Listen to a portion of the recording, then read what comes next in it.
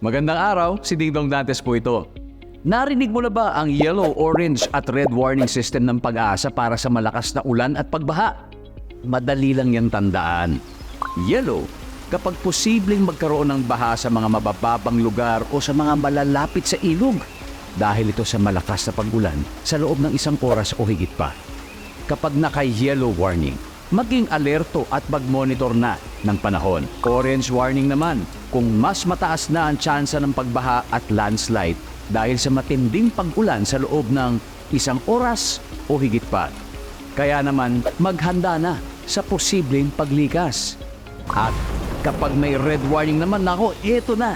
Panigurado ng babahain ang mga mapapapang lugar at magkakaroon ng landslide kaya pinapayuhan ng mag-evacuate ang mga tao.